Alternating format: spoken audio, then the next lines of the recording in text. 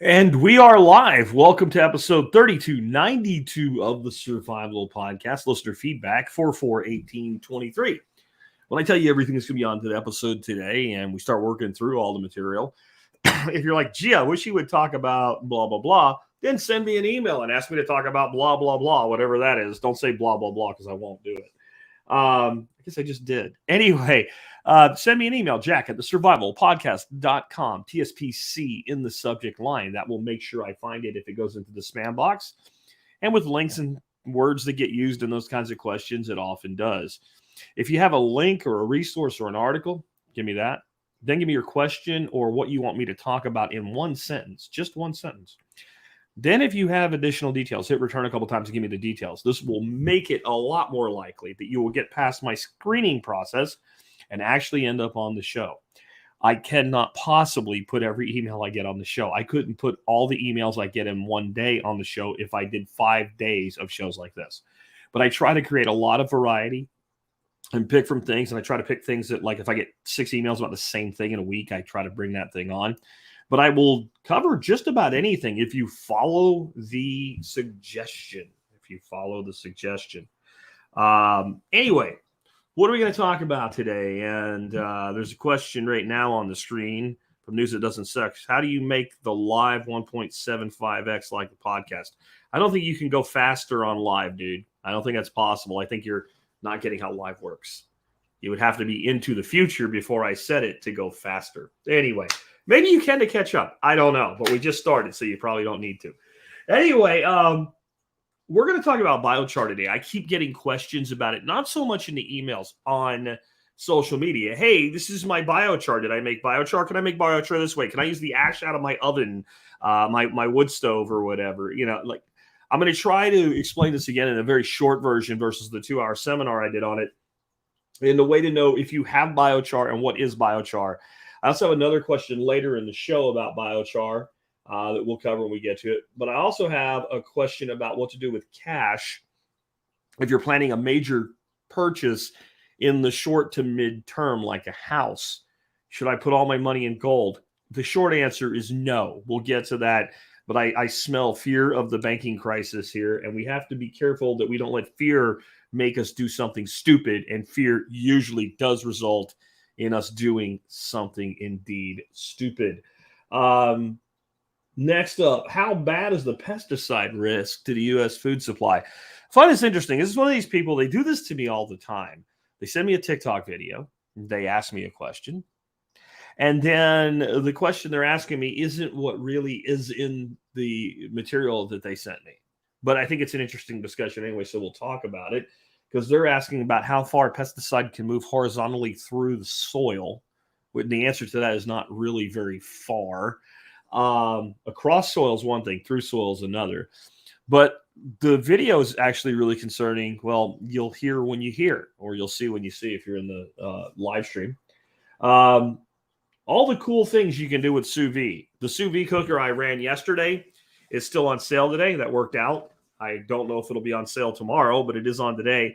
And yesterday I wanted to talk about sous vide cooking, but I didn't because it didn't fit the rest of the show. So we'll do that today. A question about doing TSPC meetups. I'll tell you that those already do happen. And really kind of a cool story is something that happened with a show guest and a member of the audience who go back a while and reconnected through that episode. Another college is closing. It sounds exactly like an article I wrote 3 years ago. So we'll talk a little bit about my article from 3 years ago in the summer of 2020.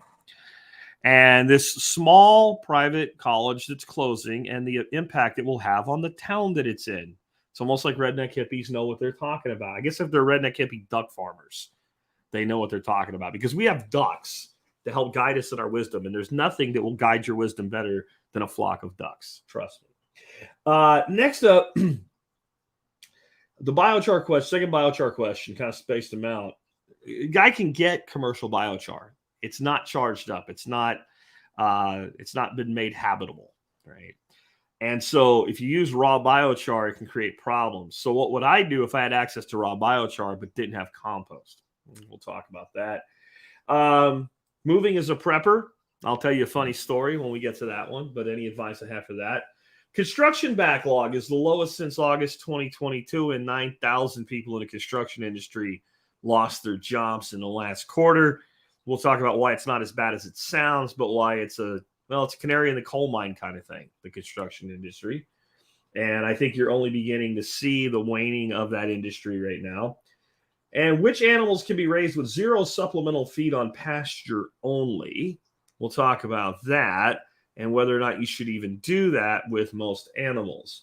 And then I'm going to talk a little bit more about the Grow Nostr initiative for some of you that are holdouts, because I'd really like to get you over there, because what is beginning to happen with the Grow Nostr initiative is really, really exciting.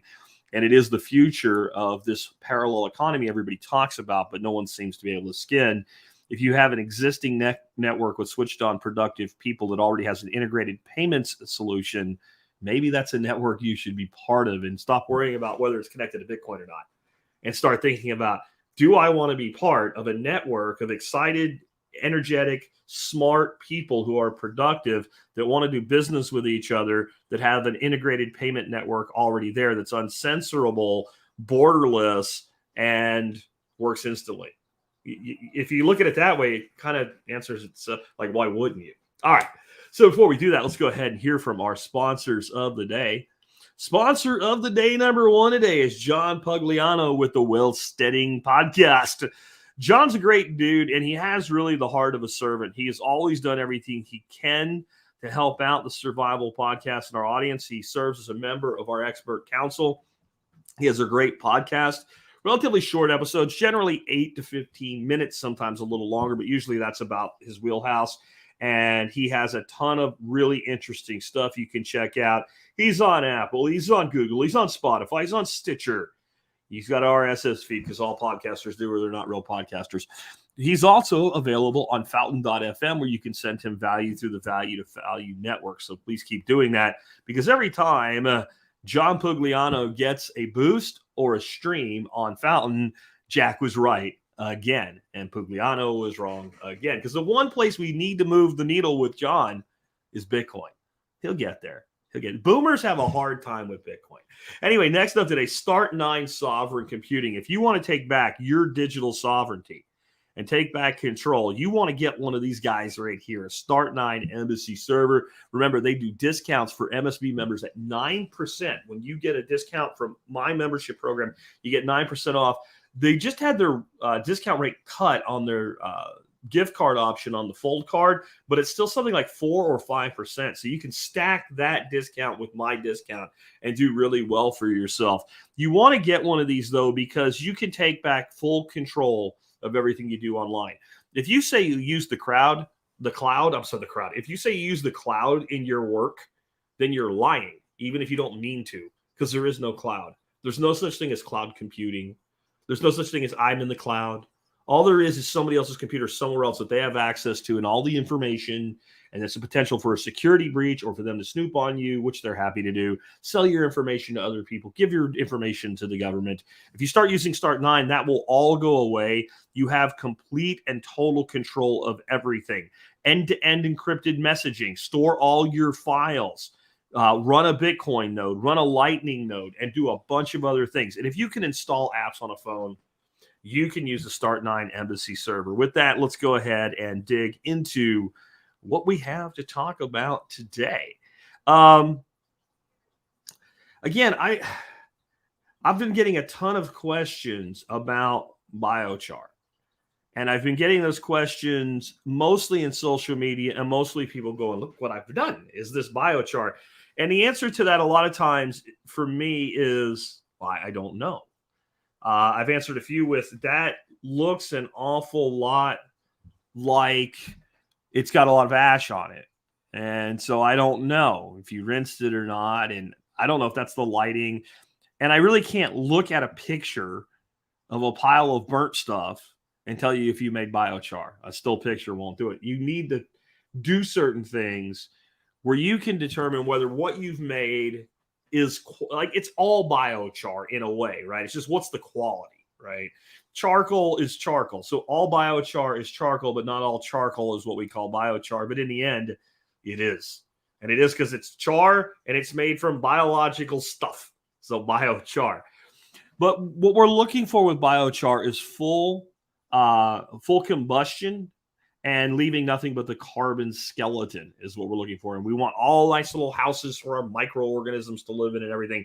So there are 4 key things that you can look for in the final product. And if you have all 4 of them, you most definitely have made a good quality biochar. Now, will it be the same quality as a precision temperature commercial retort? Probably not. Who cares? It'll be plenty good for what you're doing. The first one, and this is to me the most telling thing, that you've not just made charcoal and biochar, but you've made good biochar. And the way you know that is it has very little remnant left over as far as volatiles like oils and tars and things like that. All of that's been pushed off and combusted in the burn. And the way you know that is you don't have to send it to a laboratory. Take some of the charcoal that you've made and get your hands all dirty with it. So it looks like you've been playing with dirty tires all day. Now, if you've ever worked with tires, you know that getting that off your hands is hard. My old man used to keep a box of powdered Tide in the back of his tire shop because it was one of the few things that would literally, you take powdered Tide like dish detergent, laundry detergent, and you could actually get all the tire dirt off your hands. If you've made good biochar, the only thing there is carbon. And so your hands can be black as night, just rinsed with cold water. And you might have to scrub a little bit as far as rubbing your hands together, but with no soap, no rag, you should be able to rinse your hands almost completely clean. If you can do that, you have made quality biochar because you don't have any tars and oils, because those will stay on the hands and require a detergent to remove. That's one. 2 is it should easily crush in your hands. Now, that doesn't mean crush down to the small particle size that we're looking for. But when you're done with your burn and you've quenched it or you've extinguished it and it's completely out and it's not hot and it's not going to burn you, you should be able to pick up a lump, let's say a baseball-sized lump of it, and with the standard strength of a man hand, you should be able to go and it should crumble. If it doesn't crumble, it ain't biochar. It's still wood. Like, you've really failed if you can't break it in your hands. That doesn't mean you might get some smaller pieces that seem really hard to break or anything, but overall, it should crumble in your hands, rinse cleanly. Next, when you break a piece of it and you look at the profile of where you fractured it, it should be black all the way through.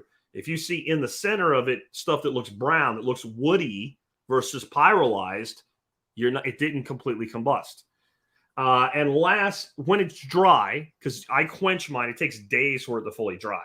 But when it's dry, if you pick it up and you kind of run it through your fingers like a miser with gold in a movie, it should sound like tinkling glass if it's dry. If it does all those things, you've got biochar. If it fails on any of those, you either don't have biochar or some of it's not fully combusted. Now, here's what happens every time I run my cone kiln. I'll throw some bigger hunks in there, and a lot of times those bigger pieces, when they come out, they won't break. They won't fracture. They won't crumble. They're not done. That doesn't mean there's anything wrong with the rest of it. I just set it aside. And then I'm going to go ahead and the next time I run a burn, I'll pitch that back in, kind of like pitching back your heads and tails if you make some shine, right? And Bill Hudson says, can raw char be added initially in your Johnson Sioux light compost? You can take raw char and you can put it in any composting system at the beginning. And by the time the compost is done, it's ready. You're good. That's the easy button. We'll talk more about that in a question I have later. But yes, absolutely, you can and you should add biochar to any composting system that you have. And it's the way where you don't have to radically change what you do to add a thing to what you're doing. So I make biochar.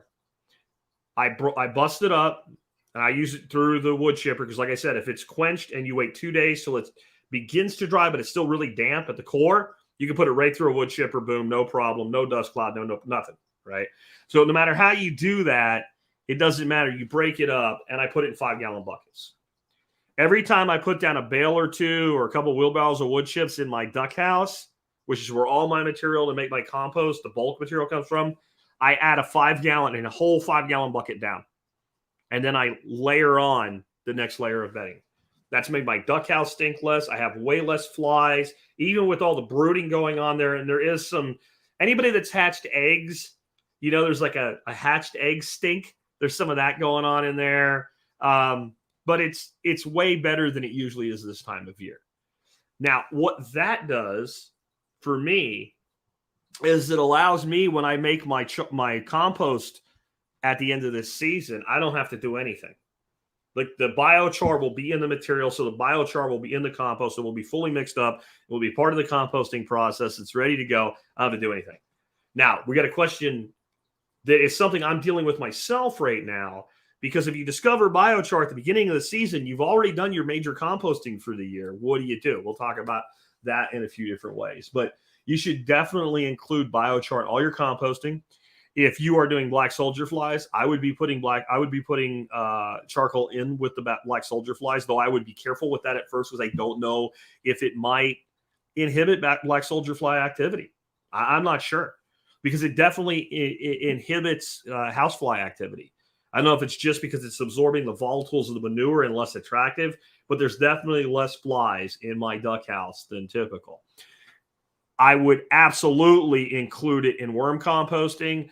I have it's a 4-inch PVC pipe end cap. Like if you just wanted to cap the end of a run, and that's about the size of it. And I figure that's about a half cup. Every time I add a bunch of material to my vermicompost bin, I take one of those and go into a bucket full of biochar, and I put that much biochar in there. There's no particular amount. It just seems about right. When I feed my birds, I use that same scoop and I put that much biochar in a daily feed ration, and I'm feeding them biochar. So this is putting it through all these different systems. Not really what I was going to talk about, but good question. And occasionally I will take one on the fly. Remember, if you want to ask a question during the live portion of this in the live stream comments, please put at least the first 2 or 3 words in all caps. That will make it more likely that I'll see it out of my one good eye instead of my blind eye, and I will actually star it so they can come back and answer it for you. Also, as you can see, there's a banner running across the screen from the video, if you're on the video, and it says, smash that like, subscribe, and hit notify, or Eka Mouse will be angry and her wrath will be fierce and terrible. I don't know if the Eka Mouse is here, but she'll probably be here eventually, and if you do not smash that like, she will know, and you will face the wrath of the Eka Mouse. That's not something you want. All right, moving on. I had somebody email me, and this is one of those things, like, I want to tell you that there's reason to be concerned economically, but I also don't want to lead you into bad decisions made out of fear. So when a person makes a decision out of fear, it usually is wrong.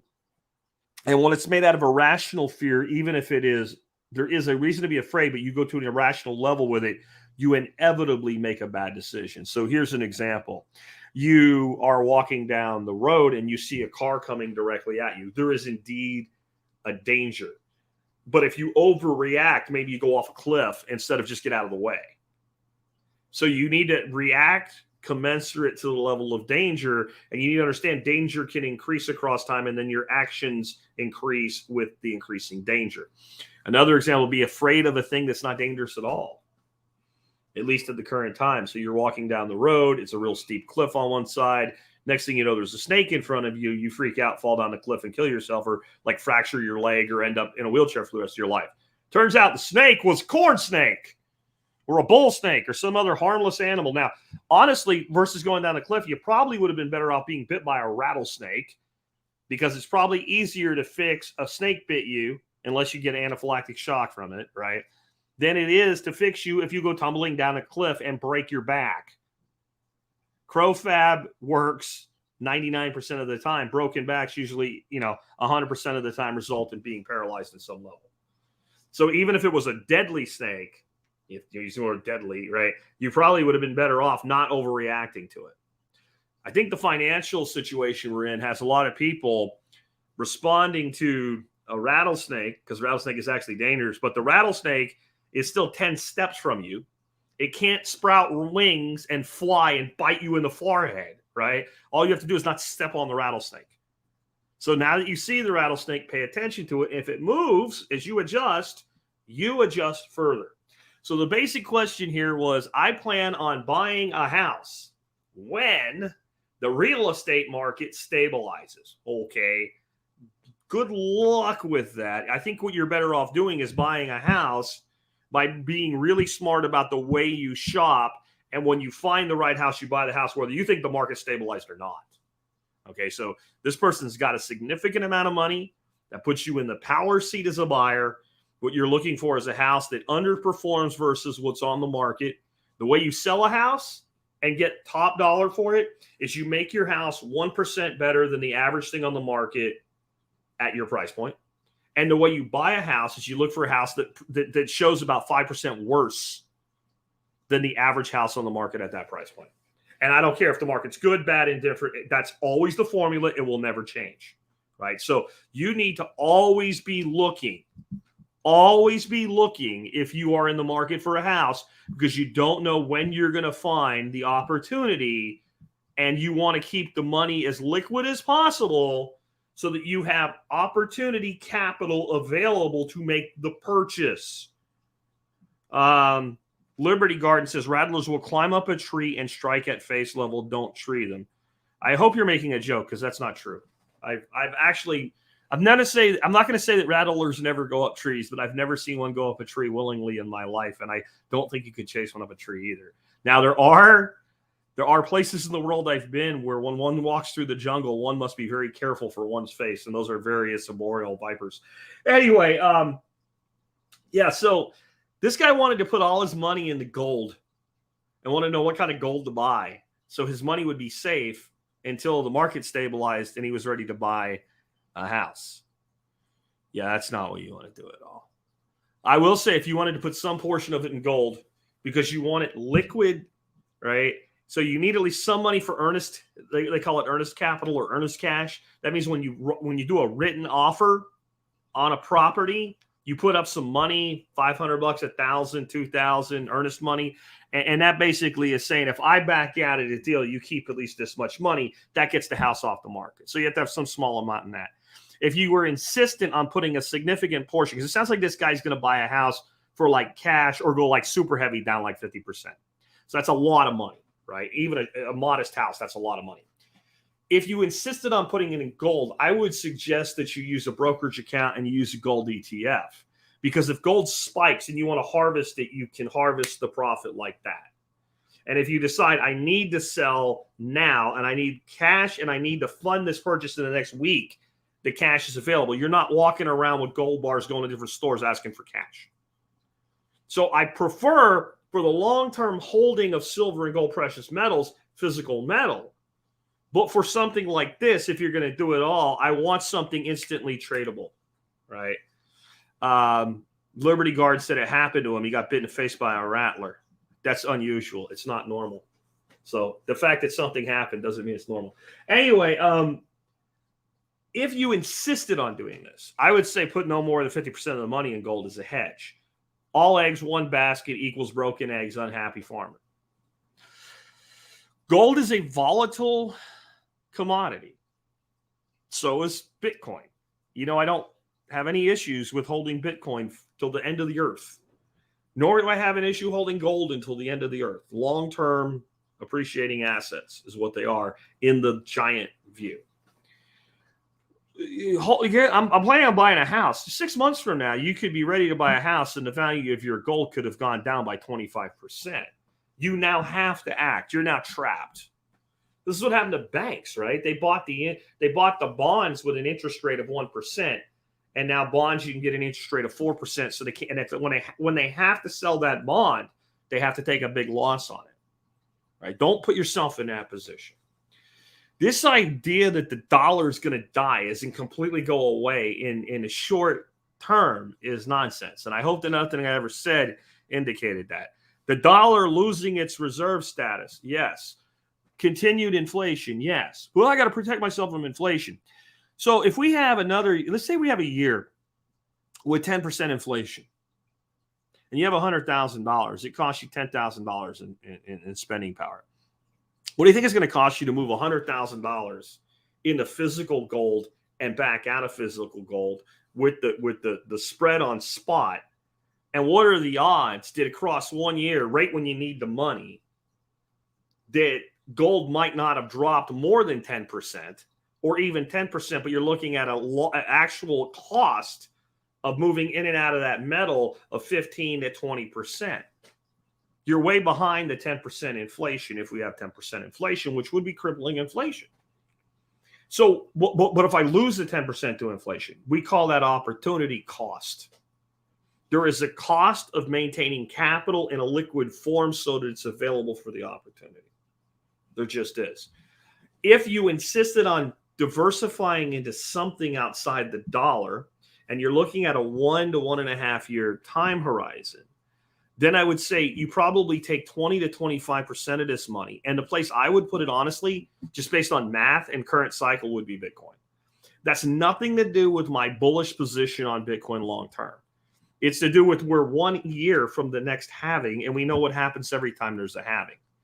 So I would say you have right now, if you put money into Bitcoin and you know you can wait at least 1 year, you're guaranteed a significant profit. I would say that.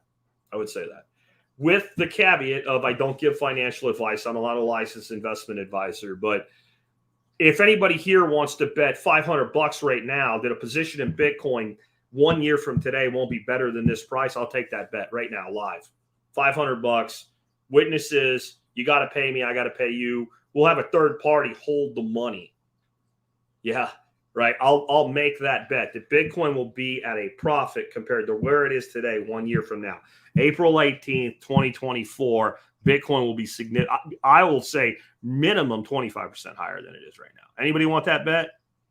Nobody wants it. All right. What would I do personally if I had a big chunk of capital and I'm looking to buy a house and I'm waiting for the market to stabilize? So what you mean is you're waiting for the price of housing to come down. That's what you mean. I would hold cash. That's what I would do. The majority of it, I would hold in cash. Nobody wants to bet. Renegade Butcher says he'll bet with me, not against me. Ghoulie, I'm not answering what goes out when the power goes out. I'm done with that. You're dead. All the people that ask me, what are you going to do about Bitcoin when the whole grid goes down? Well, you are probably going to die because I'm prepared for the power to go out. I'm prepared to wait for it to come back on. Right?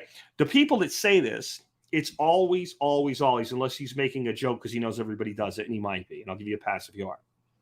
But people that say it like that, inevitably, you're the person telling somebody else that they need to have smoke alarms installed in their house while there's smoke coming out of the roof of yours. This whole, you think you have a silver bullet objection to Bitcoin because the power could go out, the internet could go down. And so your bank account is worthless. Your income from your job is worthless. Your credit cards are worthless. Your ability to pay your bills is gone. And you probably don't have enough food the last 3 weeks, or you wouldn't be asking me a question like that. So you're going to die. That's what's going to happen. And Eka Mouse is here. I told you guys, she's mad. 43 likes, 81 watching. You better get on it. Get those likes up there. And I don't know, dude. He's on now about how he has some Bitcoin. You know what it reminds me of when people do this? You know what I think of when someone does this? They shit on Bitcoin. Then they come back and go, but I have some Bitcoin. It's like going, I know I just told 5 racist jokes, but I'm not a racist because I have a black friend. That's how I'm pretty much done with all of this crap. It's crap. The person that tells you this, they are never prepared, even if they claim to be. Anyway, moving on. I would hold cash right now. Does that mean I would just hold cash no matter what happens? If the central bank starts signaling more bailouts, or we have more progress in the loss of the reserve status of the dollar, might I hedge some more of that money into other assets? Yeah. Most of my free capital right now, other than capital, and this is what this would be, capital allocated to spend within the next 12 months. Most of my free capital gets swept into Bitcoin. And if it's not in Bitcoin, it's in silver, or it's in gold, or it's in real estate, right? Or it's in investments in more conventional, traditional investments. But if I'm going to spend cash 12 months or less, it's going to be in cash. Majority of the allocation is going to be in cash.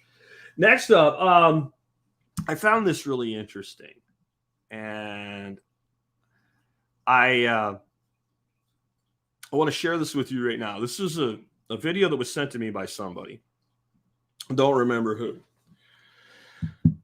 But I do know this person has a tendency to send me a video or something like this or an article, ask me a question, and the thing that they sent doesn't really fit the question. But I'll try to fit both of them here. But we're going to talk. We're going to hear what you're about to hear right now is off a TikTok video, and it's about pesticide use in the United States, and it's clearly a British organization put the video out. In the UK and the US when it comes to pesticide. What's the difference between the UK and the US when it comes to pesticide standards? So American fruit and veg in general is allowed to contain larger amounts of more toxic pesticides than their UK equivalents. American farmers use almost 10 times more kilos of pesticides per hectare than we do, and many of those chemicals are banned here. If we drill down into what's called highly hazardous pesticides, because they are particularly harmful to human health, the US authorizes 50% more highly hazardous pesticides than the UK.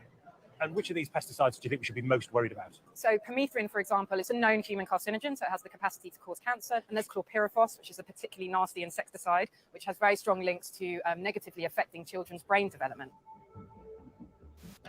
There's also a big difference when it comes to the amount of pesticide residues allowed in food. So, for example, there's an insecticide called malathion, which is a known human carcinogen. American apples are allowed to contain 400 times the amount of malathion than a UK apple. Similarly, American grapes are allowed to contain 1,000 times the amount of an insecticide called propagate than UK grapes. And propagate is a known human carcinogen and also a developmental or reproductive toxin. If you wash it well, doesn't that get rid of it? I'm afraid not. Many of these pesticides are systemic, which means they're taken into the body of the plant. So while washing an apple, for example, we'll remove some of the pesticides on the outside, so it's definitely good practice. It won't remove all of it. So there's a few things in this that I want to talk about. One, the question was more to the effect of how far will pesticides travel through our soil layer? So that we soak the ground with all this pesticide. Does your neighbor's pesticide get onto your property? If you have extensive runoff and you're running off across the property, you're going to get significant pesticide drift. It can be done in the air, and it can be done across the top of the soil when you have runoff or affluent runoff, right? Or irrigation runoff will take it too. If you're talking about actually moving through the soil, then, you know, that's by the very nature of things going to be highly limited how mobile it's going to be. So I'm not really worried about that. But drift is something that's significantly worrying. What's more interesting to me in this video is how much more pesticide we use than they do in the UK or the EU. And it's not like their food is like super healthy and completely non-toxic, organic or anything either. They use some pretty hazardous, icky shit as well, you know. The amount is kind of insane, and it makes you wonder if it's not at least a piece of why we have all of these health problems going rampant today. As much as I am on the carnivore, ketovore diet, and I do think it is a better way for most people to live, I do have to look back and say, okay, so let's look at my grandmother's generation and my father's and uncle's generation and look at the food that they ate. And they relied heavily on inexpensive starches in adjunct to meat. So a typical meal my grandmother might have made would have been something like beef with, you know, green beans, broccoli with cheese on it, and potatoes. And I don't mean broccoli and cheese potato casserole, like a roasted potato or a fried potato, usually fried in like lard or bacon fat or chicken fat was what you would fry potatoes in. And most of that would be food that the beef we would have bought, everything else we would have raised in our own garden.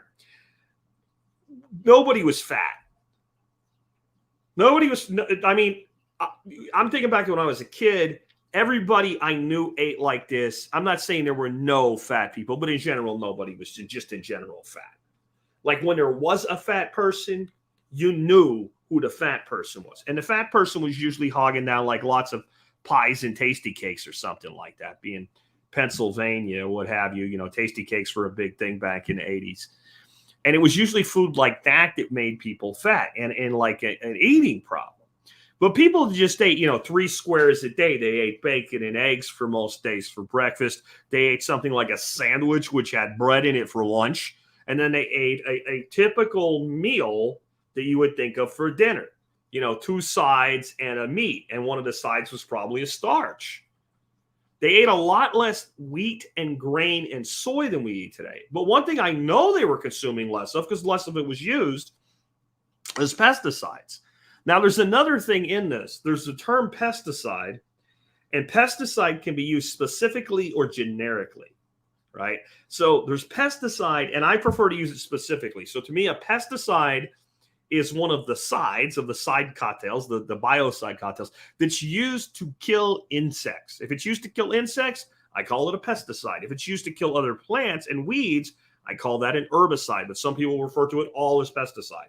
The herbicides are another issue, and the herbicides are only able to be used because they genetically modify the plant so that I can spray an herbicide on the plant.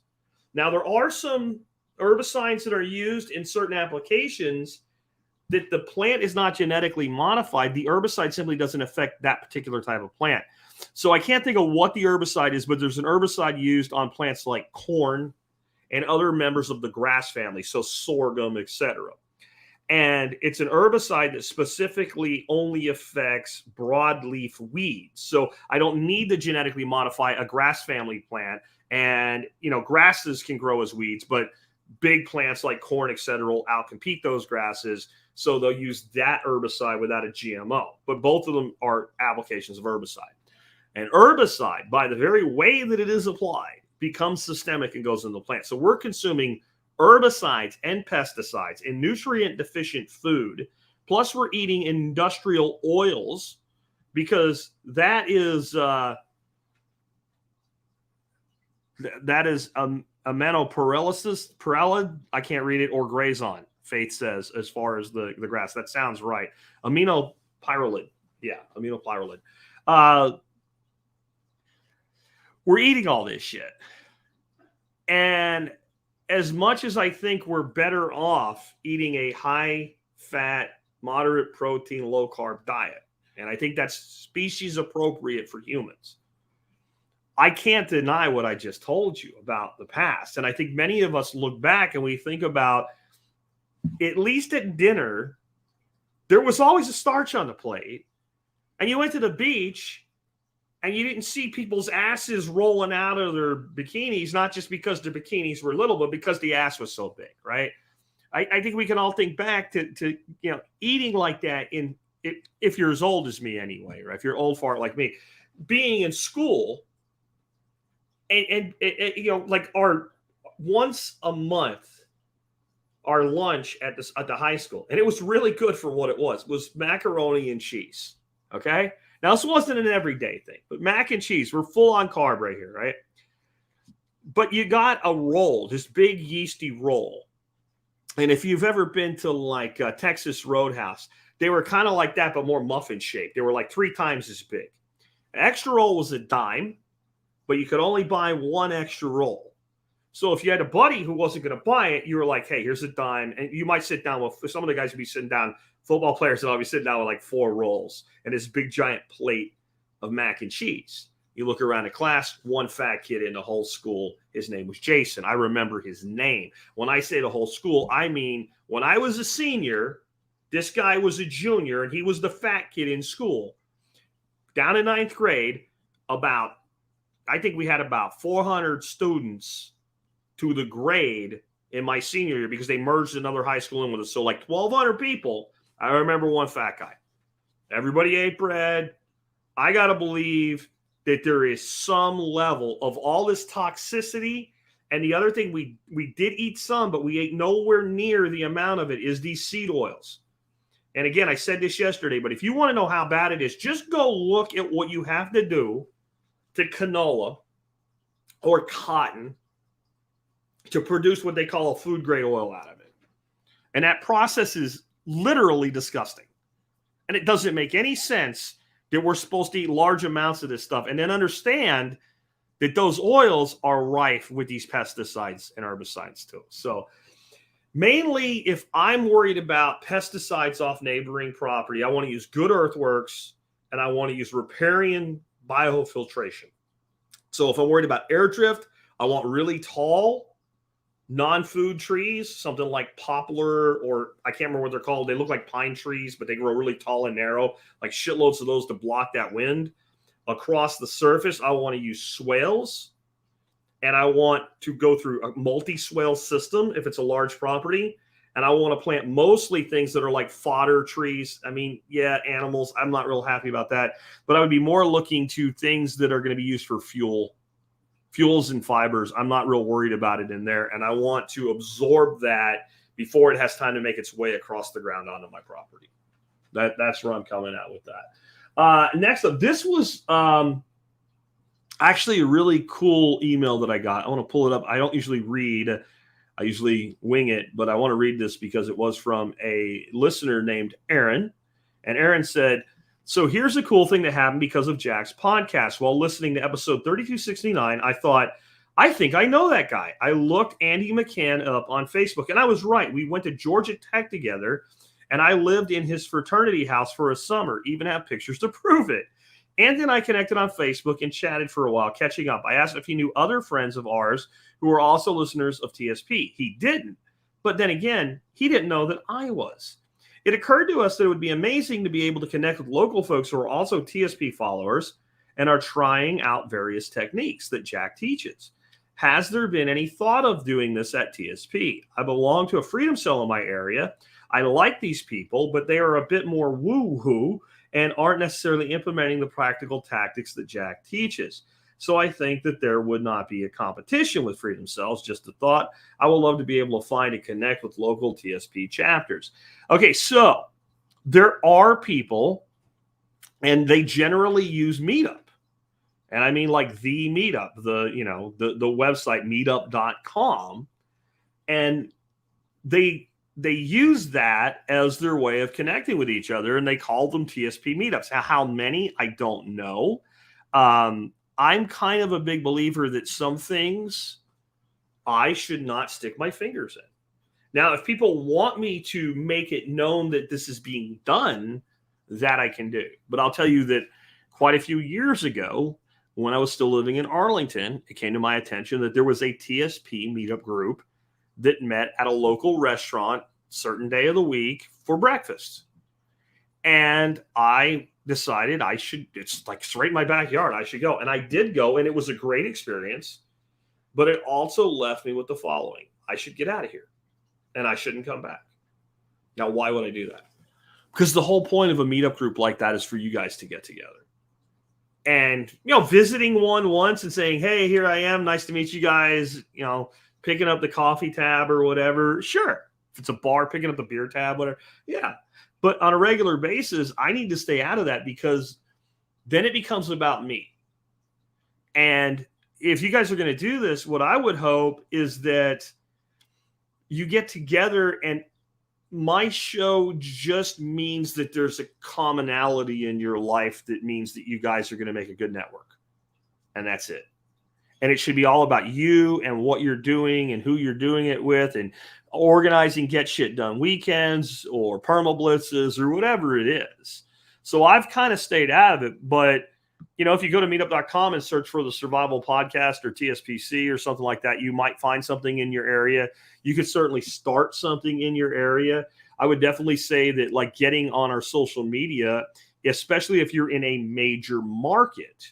So Dallas, Fort Worth, ton of listeners here. Houston, ton of listeners. Atlanta, I know we have a lot of listeners. Tennessee, we have a ton of listeners, but a lot of them are rural.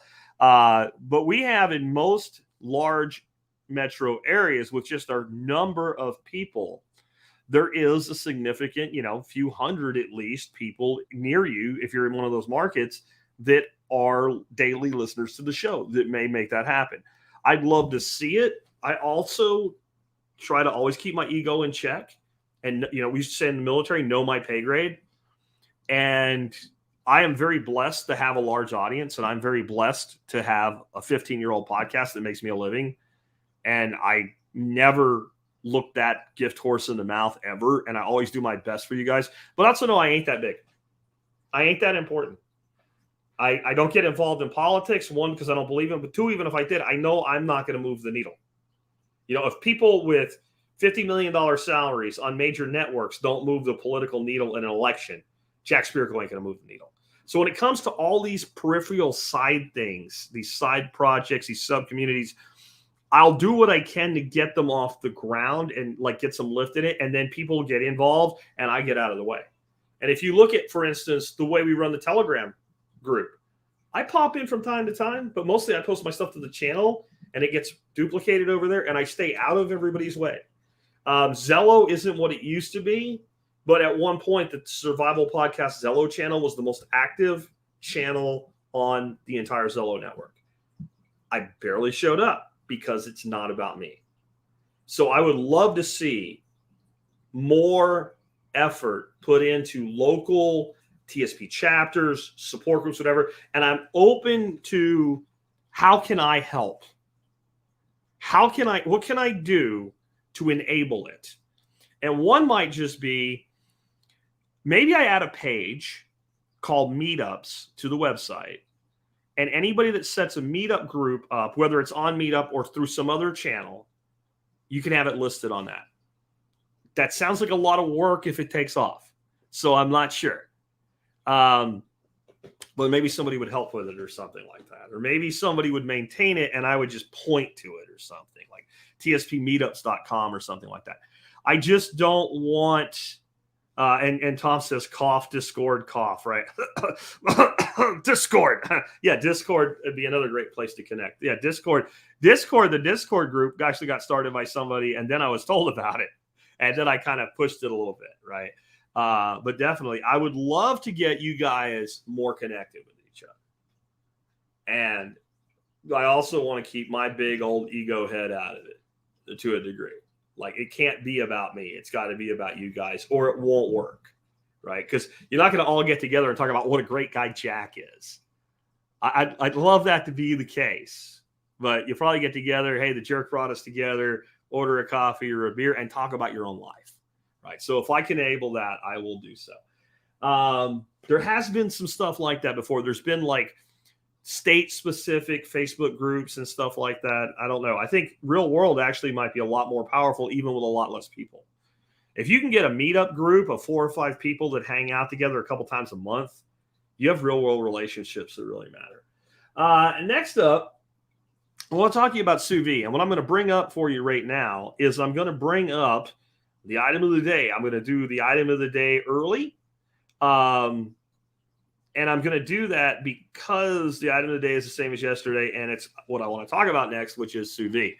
So I won't say much about this. I'll just say the Insta AccuView Slim Sous Vide Precision Cooker is still on sale at 20% off. It says it's a deal. I don't know how long that limited time deal is going to last, but it's the same one yesterday. And you can always help us out by doing your online shopping at tspaz.com. What I try to do when I do write-ups for products at TSPAZ, though, is make them useful to you, even if you're not going to buy the thing or you already own the thing. I try to provide information. If it's a food thing, I do recipes, techniques, other ways it can be used. If it's a gardening thing and it's a fertility aid, I try to educate you onto why it's a good product, not just so you'll buy it, but because if you understand that, maybe you can select a different product that's better for you, but you understand what you're looking for.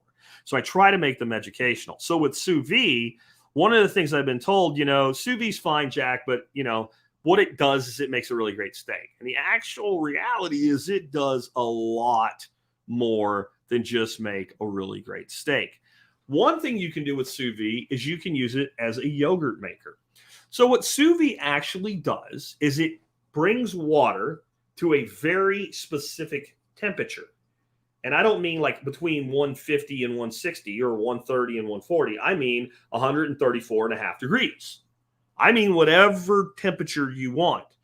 So if you heat water to a held temperature, now with yogurt, generally you don't want the thing under the water and you have to be deep enough to get the circulator in. So you might put something in to act as like a shelf to put your jars on. So they're just up to their rims with water around them. But if you want to, make your yogurt at 110 degrees, when that water hits 110, it can sit there and run for days if it needs to. And it will hold 110 degrees. So it's a great yogurt maker. And I never even thought of that till I had somebody ask me for my recommendation on a yogurt maker. I'm like, well, a yogurt maker makes yogurt and it doesn't do anything else. I hate unitaskers. Get a sous vide circulator and here's what I would do. And the person wrote me back and said, holy shit, I already have one. I never thought of it.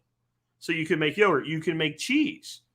Cheese kind of uses the same thing. Again, we're holding water at a certain temperature. We take a smaller container.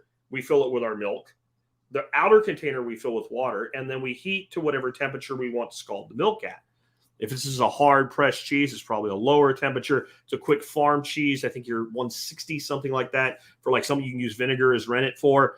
I have a link in that one where you can go on YouTube and see how to make a quick farm cheese using sous vide.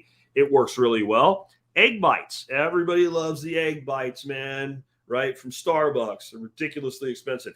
You can make your own egg bites with anything that you want in them using sous vide. I personally prefer chaffles to an egg bite. I think they got some crunch to them. The little holes are nice and all. Chaffles are something made with egg and cheese and other things on a small waffle iron. But if you like egg bites, you can definitely make egg bites. Boil eggs. One of the most underutilized, beautiful things about sous vide is the ability to make an egg and get your yolk exactly the way you want it. You want that perfect ramen noodle, soft-boiled yolk that when you cut the egg, it just barely oozes out of there. You can do that. You want it all the way through. You can do that. You want it anywhere in the middle. You want like it's solid, but it's orange. It doesn't go yellow. It's like just barely solid. You might have to play with your machine and your eggs and do a run or two test and do a couple eggs at a time and figure out what is your temperature for how long. Once you have that down, you could, like I have a big Lexan thing. I could put 4 dozen eggs in there if I want to. I've never done it, but I can tell you just by thinking spatially in my head, easily 4 dozen eggs in there. Boom. And you put the eggs right in the water that you're circulating because they're in a shell. And you set your time and your temperature. And when it's done, you take your eggs out, give them a cool water bath to stop the process, and you will have perfect eggs. So boiling eggs. Creme brulee. One of the coolest desserts. Chefy thing, creme brulee. Jack, your keto. Hey, you know what you can do? You can make creme brulee, and the ingredients are such that the only thing in it that's actually a carbohydrate is sugar. You can replace that with Lakanto. Didn't you hear the sugar from that is going to give you cancer and strokes and heart attacks and you're going to die? No, you're not. Listen to Ken Berry's video on it. Don't eat it every day. Don't eat it every meal. But if you want an occasional badass, delicious, luxury, chefy treat, I have a link for you on how to make creme brulee. You make it in a jar. You mix the mix up. You set it in the water. You set the temperature, and it ends up set perfectly. And then you sprinkle a little of your sugar or your Lakanto sugar substitute on the top, hit it with a torch, and glaze it over. Outstanding. How about steaks, but prepped in advance? And what I'm going to add to it, the last item that I have on this list, defrosting meats, because it kind of works the same way. And K-Bonk's asking a question. You're going to get an answer right now on this one. Can you go from the freezer to sous vide directly? Yes, and this is exactly what I do.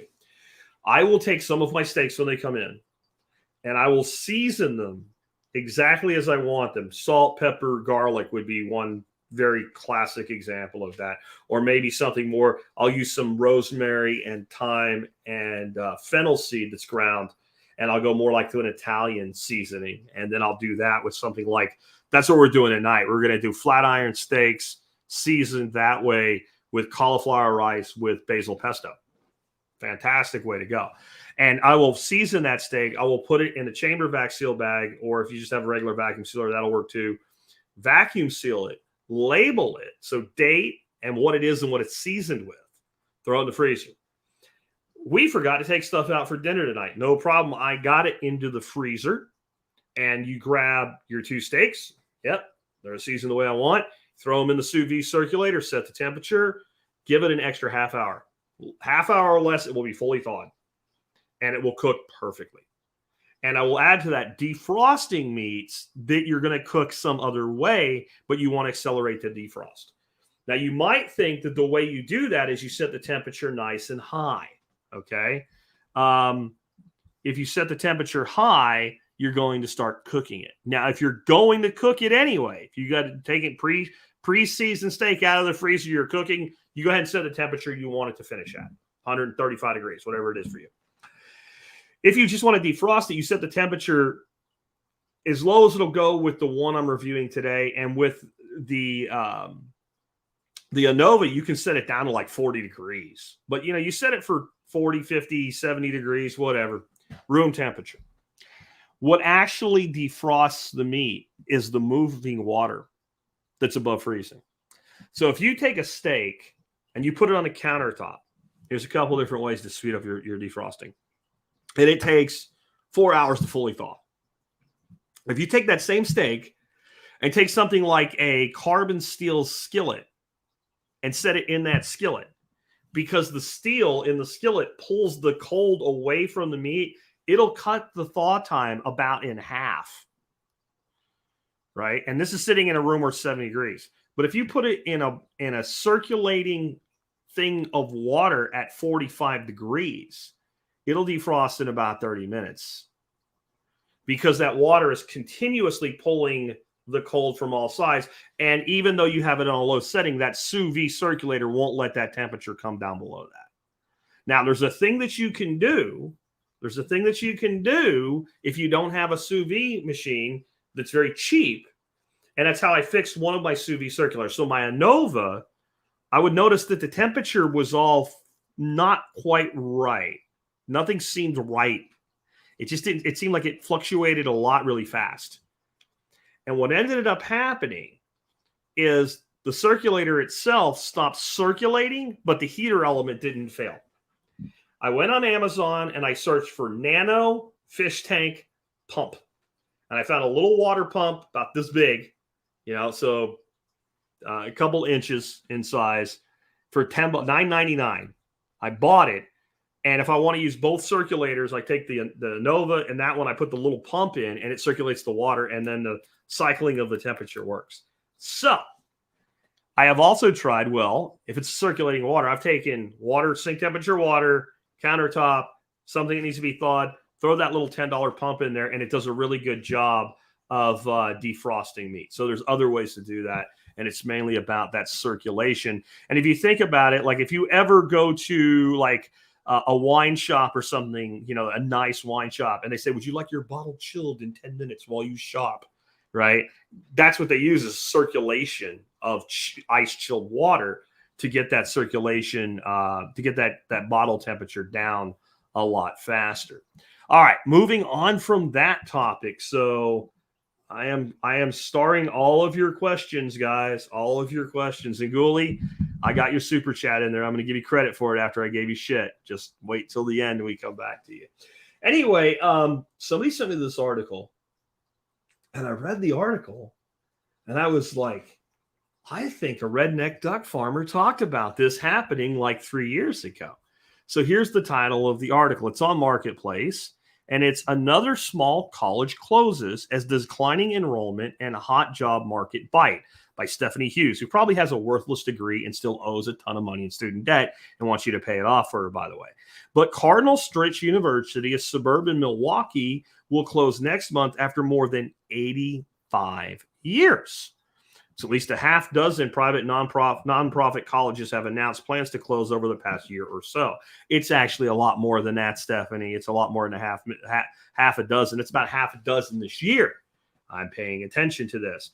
Among the factors to blame is an overall declining college enrollment nationwide. There are more than a million fewer undergraduates now than there were in 2019. And she goes on. The thing that I find most interesting about this article is that she really does hit something dead on. Two things. One, the declining enrollments are not new, that they've been on this path for a while. You're about to see how long they've been on this path. But she also does a good job of pointing out something that I pointed out in this article here, the coming economic crash, part 3, post-secondary education. And that is that all of these little colleges, these colleges that have, a few thousand to 10 to 20,000 students and less. So anywhere from 2,000 students to 20,000 students, these little private universities all over the country are anchor institutional industries in small towns and in small town areas. And the way I described it in my article was this. Hold on real quick here. Actually, I want to go ahead and cover this first. Just college enrollments as a whole. When we look at a college enrollment over the last 10 years, now this article is 3 years old at this point, and this trend's continued, by the way. The data is both clear and ugly. Now, in an attempt at misdirection, many are blaming big old scary COVID for this. Once again, COVID is accelerating this trend, but it was in motion already. This article documents the fact that by December 2019, before anyone knew what COVID was, college enrollments have declined for 8 consecutive years. Ask any investor to put their money into a company or a sector that has declined for 8 years in a row. What would they give you as an answer? It would be no. They wouldn't bother an explanation, assuming that if you needed an explanation, you'd not understand it anyway. So what you're looking at, if you're watching the live stream, is university and college enrollment 2008 to 2019. And you can see that enrollments peaked in 2010, 2011 enrollment period, and it is a steady declining line. It is a steady declining line between 2011 and 2019. I will tell you that since I put this article out 3 years ago, this trend has only continued, and it's continued at about the same rate. So that line just continued. If it went out to about there, it would be right about where October 2022 is in the archives. That's where that line would go. So that's 11 years. 11 years. If you were an investor and I was coming to you, I did it again. Let me get it back up there. All right. So, damn it. All right. So you can see the graph now. I left it off the screen. So undergraduate enrollment in universities has been in steady decline for 11 years. The other thing you need to know is that there's a larger number of students not graduating, not completing so of 100 that go in, let's say in the past, 100 go in, 80 end up completing the degree path. So that number is more like 72 now. And it's actually lower than that. I'm just giving you a relative kind of thing because I didn't look up the stats this morning, but it's something like that. So not only are less going in, a lower percentage of those that go in are completing it. The other problem, though, is these towns. And let me find this. Okay. The cascade effect is what I call this segment of the article. As before, this ties back to Megatrend 1, which is real estate. Have you ever been driving cross country and noticed a small town on your map or GPS and figured, okay, we can stop there? Driven into this town and thought, wow, this place ain't so small. They even have an Olive Garden and a Costco. Then sort of wondered, what does this place have going on? Why is it so developed? Then right as you pass through the center, there it is, a sizable university, the University of Somewhere Land. Do you realize there are thousands of these types of universities all over our nation? That if that school goes under, so does the entire town? That even if that school cuts back student headcount by 50% and shuts a few buildings, it can literally collapse most of the town? Any idea how many local folks own real estate they rent to students? How many businesses can't survive without students bought in fresh each cycle? Let me put it this way. Do you remember the fallout as a few military bases closed in the 80s and 90s? How little towns were devastated by it? Each of these universities has the economic impact of small military installations in many of these communities. Instead of half a dozen closures, what do hundreds look like at a national scale? And then it talks about how many of these professors that live in these little small towns, they say, oh, I love the small town character, right? I love the small town. Like, no, they don't.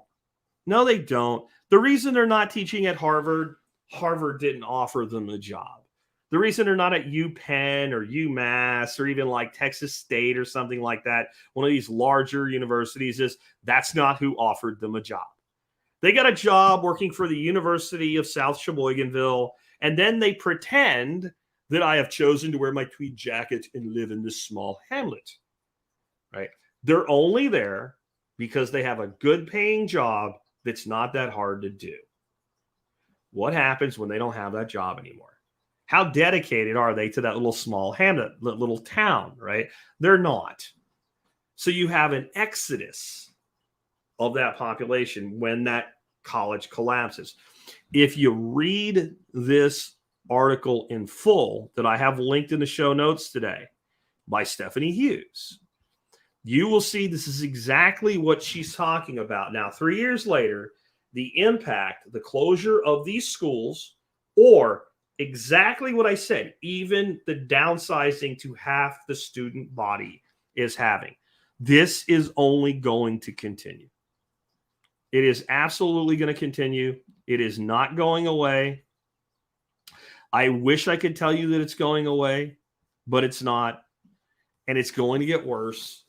And what you're going to have is, I'm telling you right now, if you look at a little town and it's got a college in it, and that college is a significant amount of that town's gross domestic product, go look at the enrollment in that school.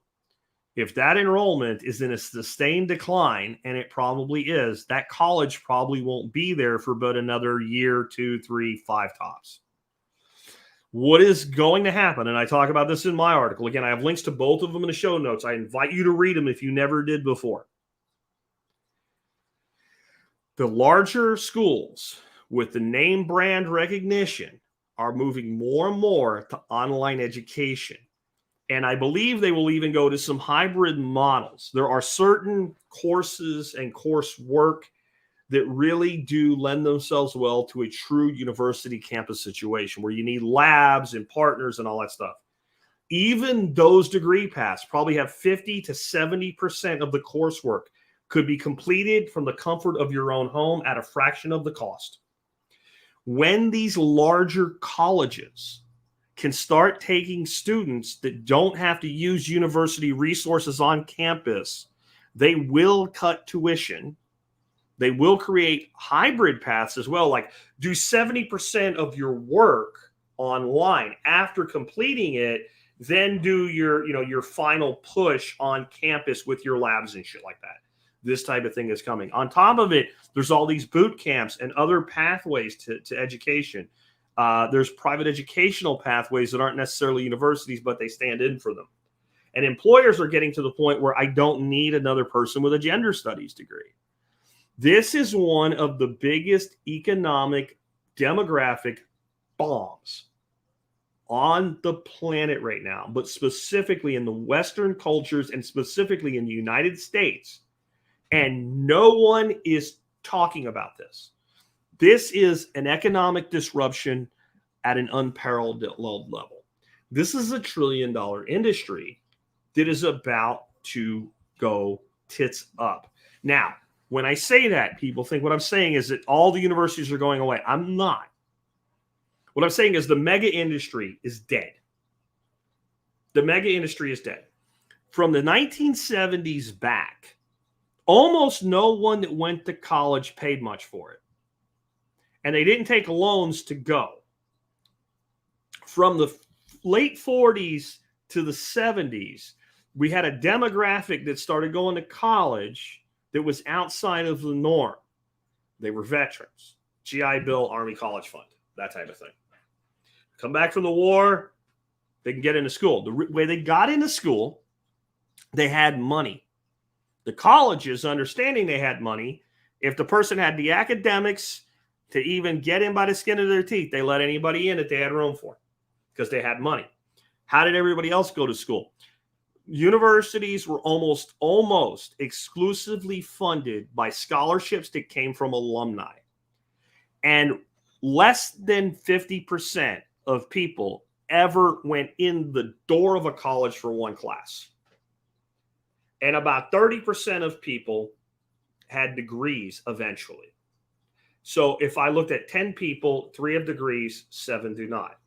And then the reality was, even among those, the people that were degree professionals that were pursuing careers that weren't like semi-wealthy people who went to college for something to do, you were looking at about, in any company, 10, 15, 20% tops had degrees. And those people would end up in upper management positions eventually. Now, at the same time, you had people that would come in as an errand boy and end up a president of a department by the time they retired and be there for 50 years. That started to wane as more of these degree professionals came in. But what ended up happening was the value of degree, every time there was a higher percentage of people with degrees, the value of the degree went down while the cost of the degree was going up. And that really took off from the 70s till now, with the big marketing push during the Reagan years of, guess what? Every child deserves a college education. Everybody should go to college. This is one of the biggest lies ever sold to America. The three biggest lies Reagan sold to America. I'm not raising taxes because he brought you the largest tax increase in the history of the United States. They called it saving Social Security. That marijuana was an extremely dangerous drug. That was nonsensical. In fact, Reagan's exact words, one of the most dangerous drugs in the world, marijuana. Okay. But this last one is that everybody should go to college. This is not, do we need welders? Do some welders weld shit together like to hold airplanes together? So do you need a college degree to become a certified welder and weld shit together on an airplane? Do we want stupid people doing that job? So even people that could get into college, if that's your path, you have no need to go to college. Why? So we sold this lie. And then the number of people with degrees or partial degrees exploded. So now I'm an employer. You come to me, well, I have a degree. So what? So do the last 800 people that walked in the door. I don't care. Let's talk about your life and your experience. You don't know shit, get out of here. Right? Or we'll let you schlep coffee for a month. If you survive, maybe you'll get a better job. I don't care you have a degree. Doesn't matter because everybody has one. You go back, 1965, I've got a degree in business. I'm interested as an employer. You're going to be, one in 10 people I see are going to be you. You interest me, right? And so at the same time, they're funding all this education with student loans, and they just keep increasing the amount people can borrow with no plan to pay it back whatsoever. So the universities go, oh, I got an idea. Let's raise our tuition. And everybody sits around the board table the first time this conversation. I was, wait, what's going to do with enrollment? Oh, it won't do anything. Well, why not? Well, like 80% of our students now take loans. They don't have any idea how they're going to pay it back. Well, what do we want to raise tuition for? We need to give all the professors raises. We need to give ourselves raises because administrators, we're the ones that really keep things going around here. But we need a new wing. We need a library. We need whatever. We need a quad, redesign, whatever. Just threw money at everything. And every time they got to the point where like, hey, we're kind of getting heavy on debt here. We need to refinance, just raise tuition again. And enrollments just kept coming all the way up to 2012. And it's just another cycle that has run itself out. And it's starting to unwind. And it is an industry that is so large that if it cuts itself by half, it's an economic disaster. But the places where everything else just kind of recombobulates around it because it's not a necessary thing. We don't need 70% of high school graduates going on to college. We don't need that. We don't need 50% of people to have college degrees. We don't need it. When we stop having it, nothing intrinsically bad occurs. It's all a lie anyway. The people that don't have the debt, it's better for them. But the town that has existed for 80 years because the University of somewhere is right downtown in the middle of this little town. And the bars make their living off of students. The little stores make their living off of students. The landlords make their money off students. And that new group every year, new freshman class, departing senior class, every year keeps new energy, blood, and money coming into that town. And when you pull it, it's like pulling the plug at the bottom of a bathtub. Pretty soon you're going to see a circle of the drain and all the bubbles and dirt go down the drain and the tub's empty. That is about to happen at a broad scale. It's been coming. And if you go look at the enrollment data, it is one of the ugliest pictures you will ever see if you happen to be vested in that industry. The problem is a lot of people that think they're not vested in that industry. Where do you live? Where do you live? And if you live somewhere like next to State College or something like that, it probably won't have that big an effect on you. The big colleges will gain from this. As the small colleges close and there's less seats, more move into the big colleges. But the small colleges, the mid-sized colleges, et cetera, are the ones that are in deep duck shit over this. Absolute deep duck shit. And so if you live in one of those towns, you're vested in this $1 trillion industry that's about to be cut in half over the next decade. And I hate to quote the Emperor Palpatine, but it is all happening as I have foreseen it. It's one of those another ones I don't want to be right, but I am. All right, so then I had another question about biochar. So the biochar question was, hey, I found some biochar local to me. It's the only economically viable alternative I have. Doesn't want to make his own for whatever reason. And but it's naked char. Doesn't have any, it's not been composted. It's not been charged up with compost tea. What do I do? Okay, well, and he says, I don't have any compost. All right, so there's a couple ways to handle this. One, I would suggest that there's compost everywhere. And I know you might say, I don't have the time to make compost and get it, because it sounds like what he wants. He wants to use it in his garden this year, right? And if you're gardening, you probably have some compost. So say your compost was already completed, you can mix your biochar in compost, leave it for about 3 weeks and use it. This guy sounds like he doesn't even have any compost though.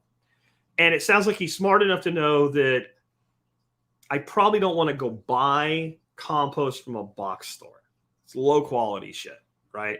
Whether there's persistent herbicide involved or not, it's low quality shit. And I think Paul Wheaton's fear of herbicide is a little overblown, but legitimate. I think it is actually more the case that it's shitty compost that doesn't have much going on as far as biology is the real problem. And it's usually because it's made at a mass scale, it gets too hot, it has a high prevalence of cyanobacteria in it. And that's why you'll see things like brassicas do really well and things like nightshades like peppers and tomatoes look like shit. And that corrects over time. But yeah, you probably don't want to use that to charge up your biochar.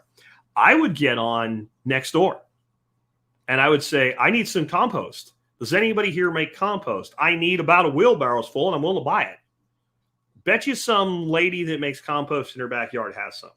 The other thing you can do is even buy a smaller amount of it and make compost tea, which is just basically you take something like a paint strainer bag and put some compost in it and stick that in water and take an aquarium air pump with some air stones and run it for 48 hours and get that air oxygen in there and then inoculate your biochar with compost tea. I would suggest that if you can't do that, that you just don't use biochar in your garden this cycle. And you start composting and you start pitching biochar into your compost. And as that completes, you go ahead and move it over there. Renegade says, could you charge it with rabbit poop tea? I don't know. That's one. I've never kept rabbits. I know rabbit manure is a cool manure, meaning you can go straight onto the soil with it, and you probably should. It also composts well and all. But if you had a lot of rabbit poop, I would just say if you mixed rabbit poop and biochar and set it aside and let it start to break down, that would do the thing as well.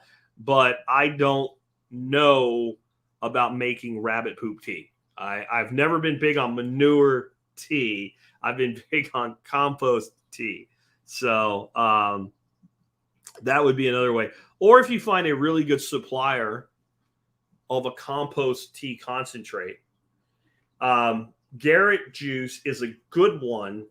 But if you're worried about the biological activity, you need to know that it was made very recently, because these organisms inside a liquid especially begin to die off pretty quick. Fox Farm soils make pretty good compost tea. They're very high in organic matter or minerals and other things, and you can pitch other things like beneficial bacteria and fungal organisms into it, and then you can make compost tea with that. But what I would do if you're in this position myself is at minimum start a worm bin, feed your worms every day, get your supply of biochar and add it, and then use small amounts of worm castings in your garden across time. But your last ditch option is don't use it this season, but put it in this fall. It takes about 6 months in the soil before biochar kind of has stopped taking and starts giving back. So another way would be for how much you want to add, run your garden season as normal this year, acquire the biochar or make the biochar during the season, apply it to your garden at the end of the season, mulch over it, throw some fertility down, etc., like you normally do, and then plant in that spring. And you're probably good by then as well, because you've had enough time with soil contact for that to take care of itself. So that's what I would do. Somebody emailed me and said, moving as a prepper, and it made me laugh. And I'll tell you why it made me laugh, and then I'll give you some thoughts on it. So when we moved from Arlington to Arkansas, we had 2 places. We had Arkansas as our bug out location, and we had Arlington as our primary residence. So we had already really stocked up the place in Arkansas. So when we moved, we took all our stuff with us and maybe put them in together. It wasn't that bad. We had everything organized there. We brought new stuff in, something that was not really a prepper item, but in excess, like extra furniture and all, we donated to charity. No problem. Then 2 years later, we moved here where we had all the stuff. And I posted something about it, and somebody commented and they said, I read prepper and moving and I threw up in my mouth a little bit. And it can be like that. So this person doesn't sound like they're that heavy into it. But I will tell you the number one item that most people don't get when they're getting ready to move, that's a good item to get, is a dumpster.